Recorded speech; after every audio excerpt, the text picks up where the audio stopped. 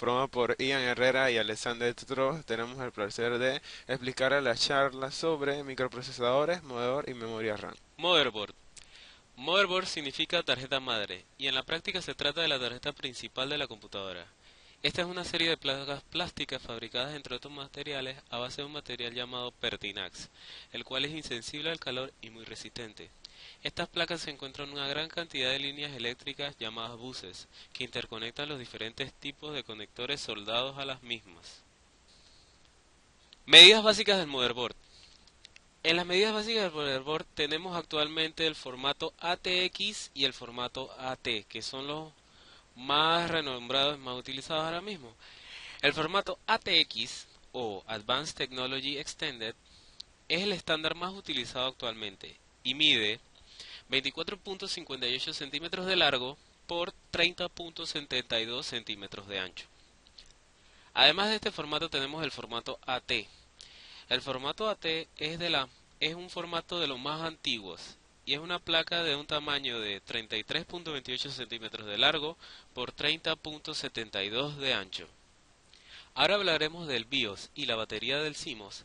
El BIOS proviene de las siglas Basic In-Out System. Se le llama así al conjunto de rutinas que se realizan desde la memoria ROM al encender la computadora. Este permite reconocer los periféricos de entrada y salida básicos con los que cuenta la computadora, así como iniciar un sistema operativo desde alguna unidad de disco o desde la red. Tenemos la memoria ROM, que significa Read Only Memory, o sea, memoria de solo lectura. Esta almacena las características básicas del equipo en el que está instalado, así como el software para reconocer algunos otros que no vienen integrados en la tarjeta principal. Esta memoria se encuentra alimentada de manera constante por una batería que se encuentra instalada en la tarjeta principal. Ahora hablaremos de esta batería. Esa batería se llama la pila del CMOS. Esta pila es de mercurio, que por lo general suministra 3 voltios. Esta pila alimenta la RAM CMOS, que es la memoria que almacena las configuraciones, hora, fecha y contraseñas.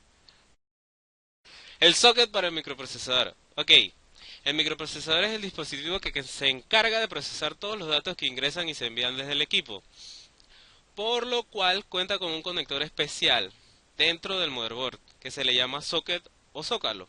Aquí se conectará el microprocesador que es específico para la tarjeta madre, lo cual nos indica de que si el microprocesador es de una marca que no es específica para ese motherboard, no va a encajar, porque necesita una posición específica con la cual no contará. Básicamente estos microprocesadores que se utilizarán son AMD o Intel. Ranuras para memorias RAM y caché. La memoria RAM es una memoria basada en capacitores, por lo que es relativamente lenta. Se encarga de almacenar de manera temporal la información que el sistema necesite guardar para su correcto funcionamiento. La más moderna ranura es DDR3 y soporte de capacidad instalada de 32 GB hasta 64 GB. Entre las ranuras para la memoria RAM y caché tenemos la siguiente tabla. Empieza con la DDR3, la DDR2, la RIM, la DDR, la DIM, la SIM, la ZIP y la TSOP. Además tenemos la memoria caché. Es una memoria usada opcionalmente, basada en transistores, por lo que es sumamente veloz. Esta almacena instrucciones y datos usados frecuentemente y evita acceder a la memoria RAM, ya que es el microprocesador. Primero buscará en ella. Algunas tarjetas contaban con ella, pero es muy raro utilizarla, ya que este tipo de memoria es muy cara. Ahora tenemos las ranuras de expansión integradas. Estas se utilizan para insertar las tarjetas de expansión de capacidades de tarjeta de video, tarjeta de sonido, tarjeta de red, etc. Se muestran en la tabla los siguientes o diferentes tipos básicos de ranuras de expansión, comenzando por los más modernos. Las PCI Express, que puede ser de 1X, 2X, 4X o 16X. La AGP, que puede ser 8X o 4X. La PCI, y además tenemos la ISA 8 o 16. Ahora tenemos los tipos de fuentes soportadas por los motherboards. Son diferentes conectores. Para las fuentes ATX tenemos este siguiente conector y para las AT tenemos el otro conector de más abajo. Conectores para unidades de almacenamiento. Tenemos los conectores SATA, los SATA 2 y los SATA 3, con características de tienen 7 terminales para discos duros, unidades ópticas y puertos eSATA. Ahora tenemos los conectores IDE y ATAPI. Las características: el conector de 40 terminales para discos duros, unidades ZIP y unidades ópticas. La FD, el conector FD, que es para la disquetera, tiene conector de 34 terminales. Y tenemos los conectores USB internos, que son conectores de 9 terminales para conectar lectoras de tarjetas digitales o puertos de extensión. Puertos y tarjetas integradas. Tenemos puertos USB y USB 3.0. Estos se utilizan para conectar teclados, cámaras digitales, impresoras y las nuevas tecnologías basadas en la versión USB 3.0. Tenemos los puertos eSATA, que es conexión de diversos dispositivos, principalmente adaptadores para unidades de estado sólido y o discos duros externos. Tenemos los puertos de los FireWire, que se usa para conectar diversos dispositivos para captura de videos y discos duros de escritorio. Tenemos los puertos ópticos S, PDIF, RCAS y PDIF, que permiten la conexión de cable especializado que transmite sonido por medio de cable de fibra óptica, y el conector S, PDIF interno, pudiendo ser de tipo RCA o totalmente óptico. Tenemos el puerto RJ45 para la red de área local, soportando hasta 1000 Mbps o 1 Gbps. Puertos y tarjetas integradas. Tenemos los jack de 3.5 milímetros para conectar bocinas, audífonos, tarjeta de sonido integrada. Los DisplayPort para la conexión de pantalla de nueva generación. Los HDMI para conectar proyectores, pantallas LCD. DVI para conectar proyectores, pantallas LCD. Los VGA para conectar proyectores, monitores CRT y pantallas LCD. Los COM, que se utilizan para conectar módem externo, ratón, dispositivos PDA. Los conectores LPT para conectar impresoras y ciertos tipos de unidades de disco externa. Los conectores PC2, conexión de ratón y teclado, y los conectores PC1, conexión de teclados. Otros conectores y jumpers. En la tarjeta madre hay conectores adicionales como los pines para conectar los ventiladores para señal digital para unidades ópticas, y un panel de pines para los botones de encendido y reset, para los LED, indicadores de encendido y disco duro. Los jumpers o puentes son pequeños elementos plásticos que se conectan entre dos pines para configurar ciertas características del sistema. Un comportamiento especial para la batería que alimenta la memoria ROM, entre otros. El FSB de la tarjeta principal. Esta es una de las variables más importantes, ya que determina la velocidad máxima que soporta de parte de la memoria RAM y qué velocidad soporta el microprocesador. Su unidad de medida son los megahercios y es la velocidad máxima de trabajo de la tarjeta principal.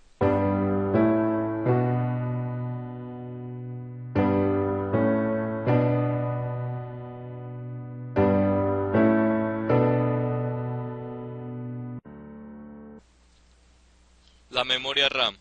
La memoria de acceso aleatorio, o en inglés Random Access Memory, se utiliza como memoria de trabajo para el sistema operativo, los programas y la mayoría de software. Es allí donde se cargan todas las instrucciones que ejecutan el procesador y otras unidades de cómputo. Se denominan de acceso aleatorio porque se pueden leer o escribir en una posición de memoria con un tiempo de espera igual para cualquier posición, no siendo necesario seguir un orden para acceder a la información de la manera más rápida posible. Durante el encendido del computador, la rutina POST verifica que los módulos de memoria RAM estén conectados de manera correcta. En el caso de que no existan o no se detecten los módulos, la mayoría de tarjetas madres emiten una serie de pitidos que indican la ausencia de memoria principal. Terminado ese proceso, la memoria BIOS puede realizar un test básico sobre la memoria RAM indicando fallos mayores en la misma. Tecnologías de memoria. La tecnología de memoria actual usa una señal de sincronización para realizar las funciones de lectura-escritura, de manera que siempre está sincronizada con un reloj del bus de memoria. a diferencia de las antiguas memorias FPM y EDO, que eran asíncronas. Hace más de una década toda la industria se decantó por las tecnologías síncronas, ya que permiten construir integrados que funcionen a una frecuencia superior a 66 MHz. Los tipos de DIMM según su cantidad de contactos o pines son de 72 pin, de 100 pin, de 144, 168, 172, 184, 200, 204, 240 y 244. Los módulos de la memoria RAM son tarjetas de circuito impreso que tienen soldados integrados de memoria DRAM por una o ambas caras. La implementación DRAM se basa en una topología de circuito eléctrico que permite alcanzar densidades altas de memoria por cantidad de transistores, logrando integrados de cientos o miles de megabits. Además de DRAM, los módulos poseen un integrado que permite la identificación de los mismos antes el computador por medio del protocolo de comunicación SPD. La necesidad de hacer intercambiables los módulos y de utilizar integrados de distintos fabricantes condujo al establecimiento de estándares de la industria como los JEDEC. Los tipos de módulos en la memoria RAM son módulos SIMM, formato usado en computadores antiguos. Tenían un bus de datos de 16 o 32 bits. El segundo módulo es el DIMM, usado en computadores de escritorio. Se caracterizan por tener un bus de datos de 64 bits. Y el último módulo es el SODIMM, usado en computadores portátiles. Formato miniaturizado de DIMM. Ahora pasaremos a los tipos de memoria RAM. En esta estamos presentando el SDR-SDRAM. Memoria síncrona con tiempo de acceso entre 25 y 10 nanosegundos y que se presentan en módulos DIMM de 168 contactos o pines. Fue utilizada en los Pentium II y en los Pentium III, así como en los AMD K6, AMD Athlon K7 y Duron. Está muy extendida la creencia de que se llama SDRAM a secas y que la denominación SDR-SDRAM es para diferenciarla de la memoria DDR, pero no es así, simplemente se extendió muy rápido la denominación incorrecta. Los tipos de SDR-SDRAM son los PC66, que funcionan a un máximo de 66,6 MHz, los PC100, que funcionan a un máximo de 100 MHz, y los PC133, que funcionan a un máximo de 133,3 MHz. Los segundos tipos de memoria RAM son los RDRAM. Se presentan en módulos RIM de 184 contactos o pines. Fue utilizada en los Pentium IV. Era la memoria más rápida en su tiempo, pero por su elevado costo fue rápidamente cambiada por la económica DDR. Los tipos disponibles son los PC600, que funcionan a un máximo de 300 MHz, los PC700 a un máximo de 356 MHz, los PC800 a un máximo de 400 MHz y los PC1066 a un máximo de 533 MHz. El tercer tipo de memoria son los DDR-SDRAM, memoria síncrona. Envía los datos 2 veces por cada ciclo de reloj. De este modo trabaja al doble velocidad del bus del sistema, sin necesidad de aumentar la frecuencia del reloj. Se presenta en módulos DIMM de 184 contactos o pines en el caso de ordenador de escritorio y en módulos de 144 contactos para los ordenadores portátiles. Los tipos disponibles son los PC1600 o DDR200 a un máximo de 200 MHz, los PC2100 o DDR266 a un máximo de 266,6 MHz, los PC2700 o DDR333 a un máximo de 333,3 MHz, los PC3200 a un máximo de 400 MHz y los PC4500 a un máximo de 500 MHz. El cuarto tipo de memoria es la DDR2 SDRAM. Son una mejora de la memoria DDR, que significa doble data rate, que permiten que los búferes de entrada-salida trabajen al doble de la frecuencia del núcleo, permitiendo que durante cada ciclo de reloj se realicen 4 transferencias. Se presentan en módulos DIMM de 240 pines. Los tipos disponibles son los PC2 4200 a un máximo de 533,3 MHz, los PC2 5300 a un máximo de 666,6 MHz, los PC2 6400 a un máximo de 800 MHz, los PC2 8600 a un máximo de 1066,6 MHz y los PC2 9000 a un máximo de 1200 MHz. Y el último modelo es la DDR3 SDRAM. Las memorias DDR3 son una mejora de las memorias DDR2 que explicamos anteriormente. Proporcionan significantes mejoras en el rendimiento de niveles de bajo voltaje, lo que lleva consigo una disminución del gasto global de consumo. Los módulos DIMM DDR3 tienen 240 pines, el mismo número que las DDR2. Sin embargo, los DIMM son físicamente incompatibles debido a una ubicación diferente de la muesca.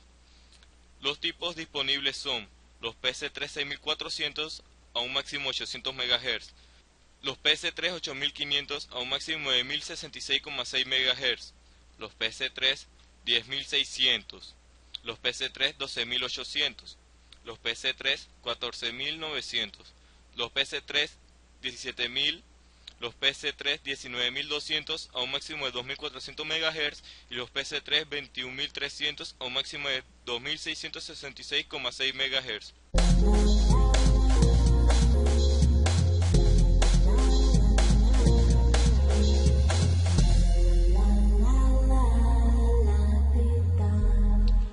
Los microprocesadores. El microprocesador o simplemente procesador es el circuito integrado central y más complejo del sistema informático. A modo de ilustración, se le suele llamar por analogía el cerebro de un computador. Es un circuito integrado conformado por millones de componentes electrónicos. Constituye la unidad central de procesamiento o CPU de la PC, catalogada como microcomputador. A continuación estaremos hablando sobre su arquitectura. Como primer paso, el encapsulado. Es lo que rodea a la oblea de silicio en sí, para darle consistencia, impedir su deterioro y permite el enlace con los conectores externos que lo acoplan a su zócalo a la placa base. Como segundo punto tenemos la memoria caché. Es una memoria ultra rápida que emplea el micro para tener a mano ciertos datos que predeciblemente serán utilizados en las siguientes operaciones, sin tener que acudir a la memoria RAM, reduciendo el tiempo de espera. Como tercer punto, coprocesador matemático. El coprocesador matemático, o correctamente la FPU, unidad de coma flotante, que es la parte del microprocesador especializada en la clase de cálculos matemáticos. Antiguamente estaba en el exterior del procesador en otro chip. Como cuarto punto tenemos los registros. Son básicamente un tipo de memoria pequeña con fines específicos que el micro tiene disponible para algunos usos particulares.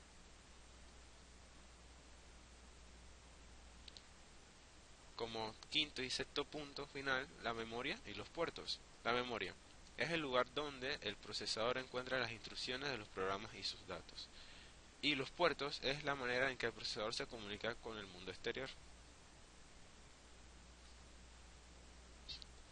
Funcionamiento. El microprocesador ejecuta instrucciones almacenadas como números binarios, organizadas secuencialmente en la memoria principal. La ejecución de las instrucciones se puede realizar en varias fases. Fases de ejecución de operaciones. Prefetch. Prelectura de la instrucción desde la memoria principal. Fetch. Envío de las instrucciones al decodificador. Decodificación de la instrucción, es decir, determinar qué instrucción es o por tanto qué se debe hacer. Lectura de operandos, si los hay. Ejecución. Lanzamiento de las máquinas de estado que llevan a cabo el procesamiento. Y por último, la escritura de los resultados en la memoria principal o en los registros. Características principales. El tipo de procesador hace referencia a la potencia del conjunto de instrucciones que el microprocesador puede llevar a cabo. Cada fabricante de procesadores tiene distintos tipos de procesadores, valga la redundancia, que manejan conjuntos de instrucciones diferentes. Así, un ordenador actual con un microprocesador Pentium 4 sabe realizar operaciones que un microprocesador antiguo no podría llevar a cabo directamente. Características principales. La velocidad de un ordenador está en relación directamente con la velocidad del microprocesador, o lo que es lo mismo, depende de la cantidad de instrucciones que se puede ejecutar en un segundo. La velocidad de un microprocesador se mide hace muchos años en hercios, teniendo en cuenta que un hercio indica que se realiza una operación cada segundo. Un hercio indica que se realizan 1000 operaciones por segundo, y actualmente se expresa en megahercios. Un megahercio es igual a 1000 operaciones por segundo, y gigahercios son 1.000.000 de operaciones por segundo. Así, por ejemplo, un microprocesador actual a 3,2 GHz es capaz de realizar 3.200.000 instrucciones en un segundo.